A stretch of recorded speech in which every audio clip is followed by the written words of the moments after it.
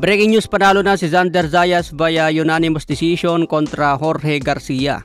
Sa edad na 22, nakuha ni Xander Zayas ang WBO Junior Middleweight Belt. Napakabatang champion mga tol, edad 22 pa lang ito. May kartadang 22 wins, 13 KOs, wala pang talo. Talagang dinomina si Jorge Garcia mga tol, hindi nakapalag. Pero nakakabilib ang tigas ni Jorge Garcia. Kahit solid ang tumatama sa kanyang muka, hindi pa rin siya bumabagsak. Talagang sinalo lahat ng suntok ni Xander Zayas. May bagong kartada si Jorge Garcia na 33 wins, 26 KOs, may 5 talo. Kahit gaano ka pakatigas, kung sinasalo mo lahat ng suntok, hindi ka pa rin mananalo sa isang laban. Maganda yung ginagawa ni Xander Zayas na magalaw sa ring, kumakaunter at biglang atake. Kaya tingin ko malayo pang mararating ni Xander Zayas mga tol. Maganda mapalaban itong si Xander Zayas kontra Kid Thurman. Lumalaban na rin ngayon si Thurman sa 154 pounds. Ang problema nga lang, under ng top rank si Xander Zayas. Pwede rin siya unification kay Sebastian Fundora. Kaya abangan natin si Xander Zayas sa junior middleweight, bagong WBO champion. Sa iba pang balita, panalo din kanina via unanimous si Bruce Carrington. May bagong kartada na 16 wins, 9 KOs, wala pang talo. Isang American si Carrington at edad 28 na. Si Carrington na rin ang bagong WBC Interim Featherweight Champion. Tinalo niya kanina si Mateus Heita. May bagong kartadang 14 wins, 9 KOs, may 1 talo na.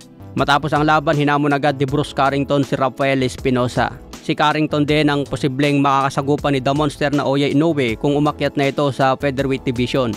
Kaya matitibay na ang posibleng kalaban ni Inoue sa 126 pounds. Si Bruce Carrington at Rafael Espinosa, matitinding kalaban yan.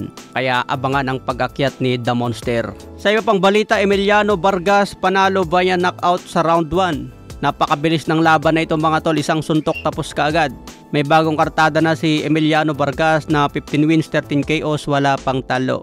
Isa ito sa mga Vargas na dumayo kay pambansang kamao habang nag-aanda kay Mario Barrios. Ang kalaban niya naman si Alexander Espinosa. May kartadang 20 wins, 9 KOs, may 4 na talo na. Sa iba pang balita, Claressa Shield panalo din via unanimous decision kontra Lali Daniels. May bagong kartada na si Shield na 17 wins, 3 KOs, wala pang talo. Samantala ang kalaban niya, bumagsak ang kartada sa 11 wins, 1 KOs, may 3 talo. Si Claressa Shield pa rin ang undisputed heavyweight champion. Matindi talaga si Claressa Shield mga tol dahil napakalaki.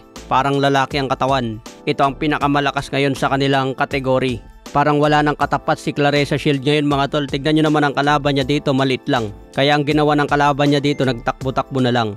Sa iba pang balita, Cuadro Alas Casimero, sinabi niya sa isang post, kung ako ang makalaban mo, iiyak ka sa harap ko. Ayan ang payag niya kontra Elijah Pierce.